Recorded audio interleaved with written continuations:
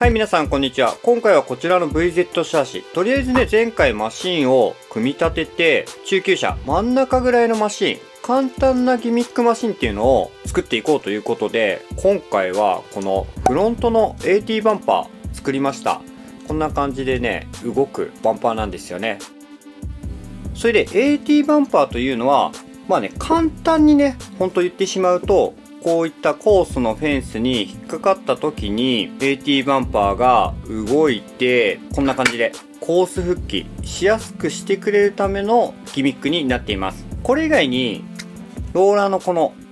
ういう風にね、角度がついているじゃないですか。このスラストが抜ける動き、そして逆にスラストが入る動き、この辺を利用してコースのセクションをクリアしたり、マシンを少し速く走らせたり、いろいろね、使い方はあるんですが、いなしの動き、そしてスラストが入る、そしてスラストが抜ける、この3つの動きがあるという風にね、思っていただければなと思います。今回作った AT バンパー、本当にね、シンプルで、もしかするとね、一番簡単にできる作り方なんじゃないのかなと思うんですよ。使うパーツも少ないので、ギミック初心者の方も作りやすいと思います。ただ、ギミック作り、どうしてもね、必要な工具も増えてきますので、ないっていう方は揃えていただければなと思います。その辺の工具もご紹介しながら、今回はやっていきたいと思います。はい、分解の方が終わりました。こんな感じで、パーツ点数はね、本当に少ないです。まずはじめにやったのが、バンパーカット。バンパーをね、バツッとね、切るだけなんですが、この、切る時に使う工具。これは、僕はね、この、タミヤのクラフトノコ。こちらを使っています。こんな感じのやつですね。結構ね、大きい。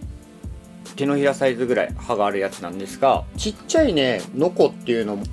持っているんですよ、こういった。これだとね、僕はね、切りづらかったんで、このでかいやつの方がね、バンパーカットはやりやすいです。細かなのね、切るときはこっちの方が使いやすいってことがあるんですが、まっすぐ切るのはこっちの方がね、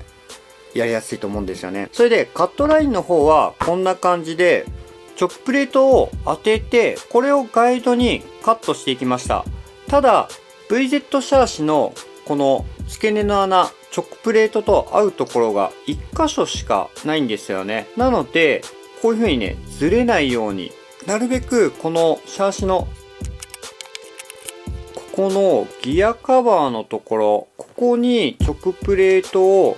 押し当てながらカットするとやりやすいです。ただね、このギアカバー自体はね、外してだからこんな感じで、ちょうどね、ここ、段差があるので、ここに当てながらカットしていきました。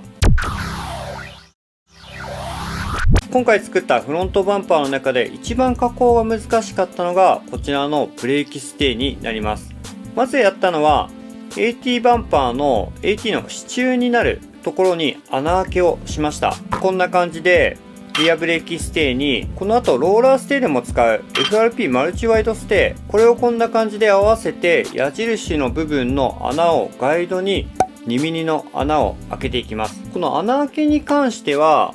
こういった 2mm のドリルビット、これはね100均のダイソーで僕は買ったものですね。こちらを電気ドリルに取り付けて穴を開ける。電気ドリル持ってないっていう方はこのタミヤのドライバーセットの持ち手、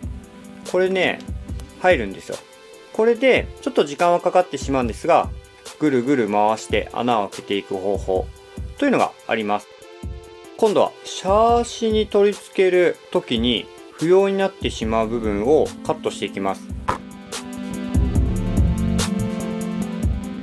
本来リアブレーキステーってこんな感じの形をしていて、あてがってみると、このように加工しているんですよね。リアブレーキステーのこことここの穴を今回使ってシャーシに取り付けていくので、そこを残してというようにね、ここの面あるじゃないですか。ここを両サイドにまっすぐカットしていきました。ただその状態だと VZ シャーシ、ここにリブみたいなのがあって、これをね逃がしてあげないと取り付けができないので、それが逃げるようにこんな感じでくり抜いてあります。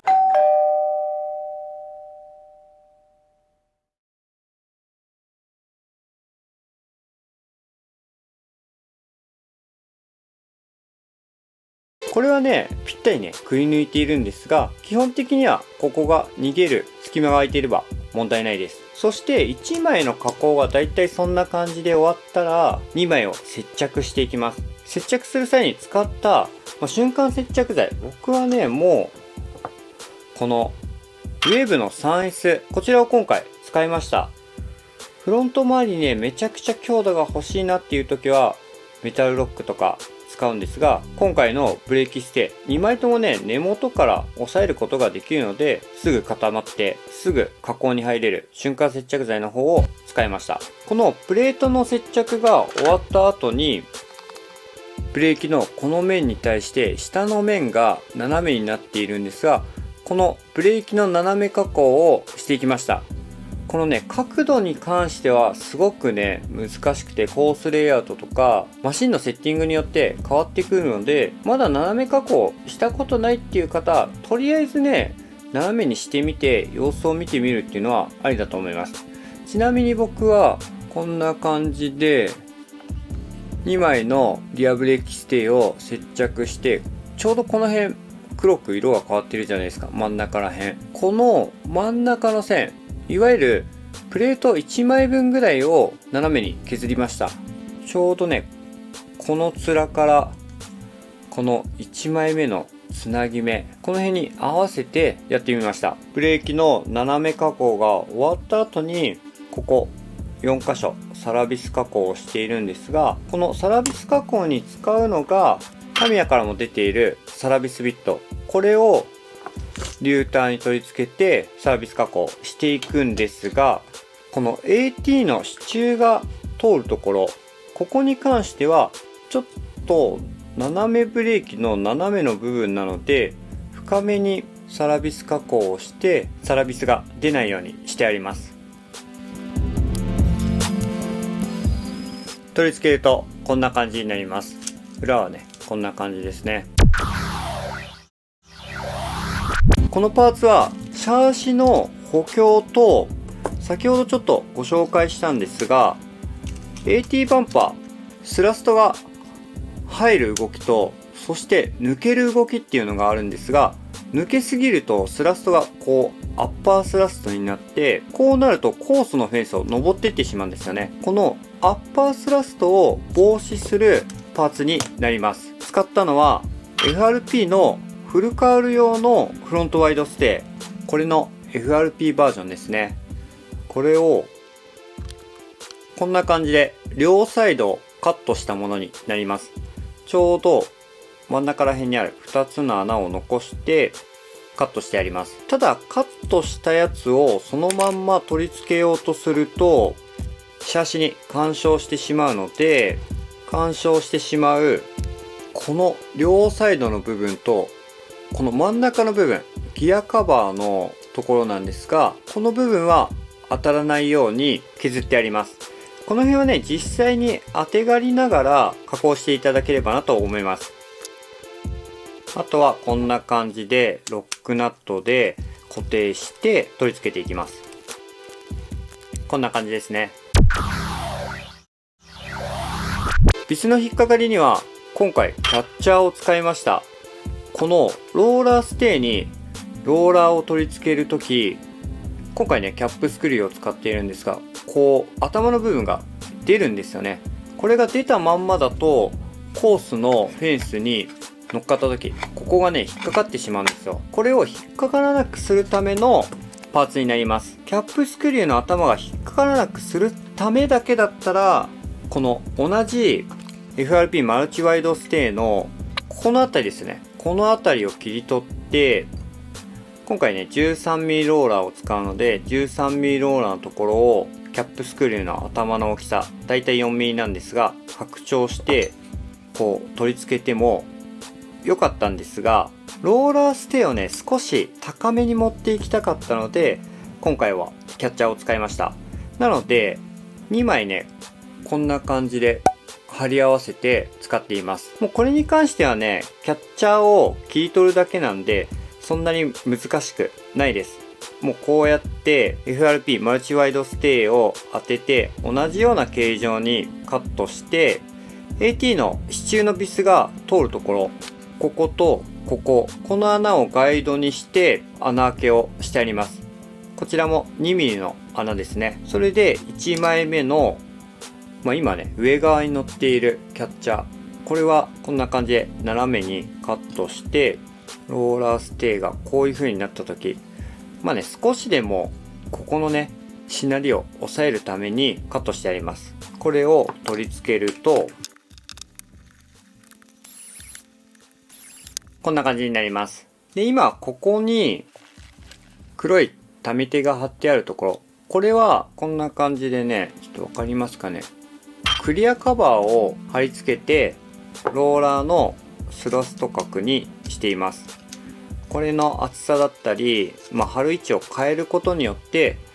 このローラーのスラスト角を今回調整できるようにしてあります。最後はこちらのローラーステイ。これに関してはもう AT の支柱が通る、ここの加工がほとんどです。使ったのは FRP マルチワイドステイ。こちらのここの穴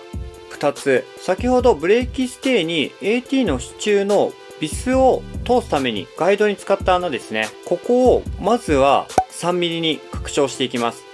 拡張の方法は 3mm のドリルを使ってもいいですし、テューターにこんな感じのビット。こっちはね 2.5mm で、こっちは 3mm なんですが、本当はね、こう先細りのビットで 3mm ぐらいのやつがあると一番いいんですけど、ちょうどね、僕手持ちでなかったので、今回やった方法は、一回この 2.5mm のビットで穴を拡張して、このビットはね、先がちょっと丸くなっているので、この 3mm ぐらいのビットでさらに穴を拡張していきました。そして AT がこう稼働する方向ですね。こういう風にいなしの横の動き、そしてスラストが入るこの縦の動き。穴を拡張しただけだとあんまりね、これがスムーズに動かないので、こんな感じで実際にフェンスに乗り上げるところに指を当てて斜めに掘り込んでいきます。こことここですね。そして反対側も同じようにやっていきます。で、スラストが入る方向にも掘り込んでいきます。もうこの掘り込みが終わったら、ほぼほぼね、これは完成です。ここにビスが2本立っているのは、提灯をここに取り付けていくためにビスを立ててあります。なので、取り付けの部分はサラビス加工して、サラビスを立ててロックナットで固定しています。あとはこのローラーステイを取り付けていくんですけれども、まずはローラーステイを入れて、こちら2段ローラーアルミの中に入っている真鍮のパイプ、こちらはね AO パーツでも出ているので、そちらを使っていただいて、まず1本ずつ、そして2本、片側に2本ずつ今回は使います。で、これも AO パーツで出ているスライドダンパーのスプリングですね。一番柔らかい黒いものを今回とりあえず入れていきたいと思います。この辺のね、バネの硬さはコースレイアウトとかマシンセッティングによっても変わってくるので、とりあえずね、柔らかいのから使っていきたいと思います。あとはロックナットを逆さにして取り付けていきます。取り付けるとこんな感じで、ロックナットを逆さに入れると、このスプリングがちょうどね、このロックナットちょろっと下の方出ているところにうまい具合にね、はまるんですよね。今回こちらの VZ シャーシ、簡単な AT バンパーっていうのをご紹介させていただきました。といってもね、難しい部分っていうのはあったかなと思います。特にこの辺のね、逃げの加工、細かい作業になってきますし、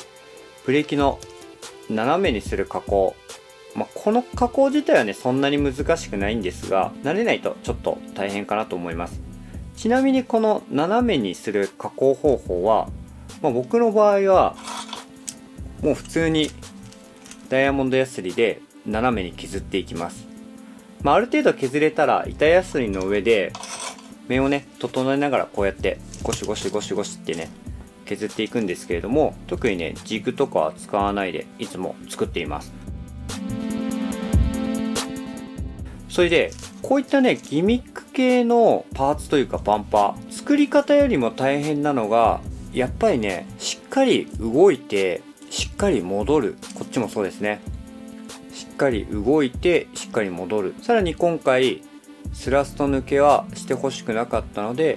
こう、ゼロスラで止まるようにする。ちゃんとこういう動きになるように調整するのがわりかしね、難しいんですよね。で、今回の AT バンパーは本当にね、調整しやすいと思います。特にね、細かいすり合わせとかもないですね。ちょっとね、スラスト抜け防止に関しては、もしね、アッパースラスト、こう、スラストがね、上に向いてしまう。もう極端に言うとね、こんな感じなんですけれども、強く押すとね、こちらもね、スラストが抜けるんですが、こうならないように、このシャーシの補強で使ったプレート、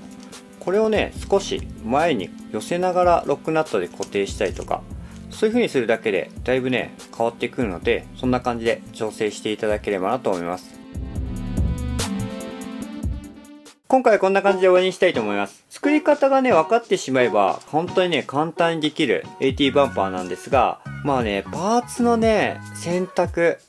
これはね、ちょっと時間かかりましたね。まさかね、僕もここにフルカールの真ん中の部分持ってくるとは思わなかったんですよ。理由はね、直プレートでも良かったんですが、直プレートって、